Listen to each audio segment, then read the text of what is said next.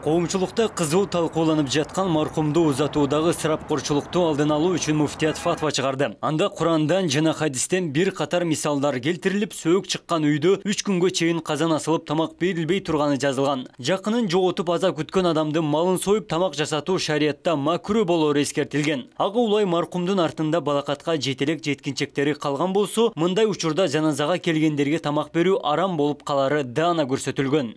Атап айтсак, муфтият төмөнкү чечимдерди чыгарды.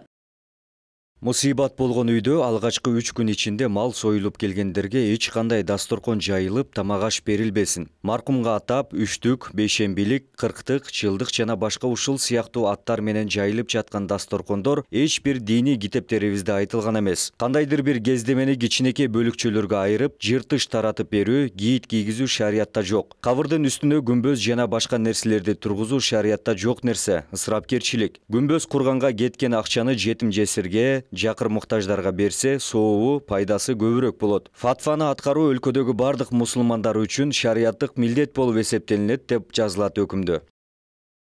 Бул мезгилге чейин тояштардагы жана жаназадагы ыксыз чыгымдарды жоюу байма-бай талкууланып, жогорку кеңеште 5 рет мыйзам долбоору каралган. Кыргыз коомчулугунда када салтты жөнгө салуу демилгеленгени менен эч кандай майнап чыкпай келет. Дин өкүлдөрү тояштарда тамак аш ашкере ысырап болуп, коммерциялык багытта гана өтүп жатканын эскерткен. Айрым учурда чектен чыккан оюн зоок менен коштолуп, салтка туура келбеген тасмалар социалдык тармактын бетинен түшпөй калган учурлар толтура.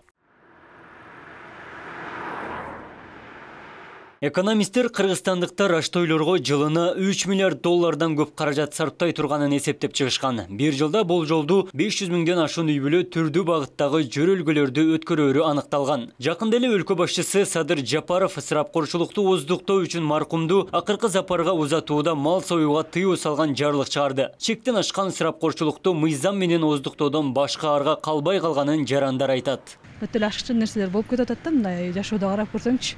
Колунда бары бар деле кылып атат. Колунда жогусу бул тиги колуна бардыгына теңелем деп кредит алган кредит алат, карыз алган карыз алат. Мен оюм ушул туура эле фатва чыгарган го дейм. Муфтиятыбыз, анан президентибизге да бир жагынан айтып кетет элем, туура эле кол коюлду дейм. Бул жөнүндө маалыматты уктук биз дагы. Жок нерселер теңелип, ошондой кылып мен да союшум керек деп күндүздүн союп атабыз да, айла жок союп атат. Uydu soyvatat, жылкыны soyvatat, чтоб жакшы өткөрөн Тажияны Тудастан деп.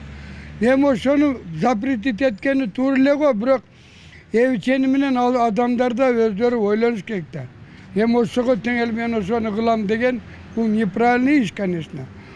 Азайтып, токтотуп, секин эбичени менен кылгыла деген немени кылса жакшы болмок.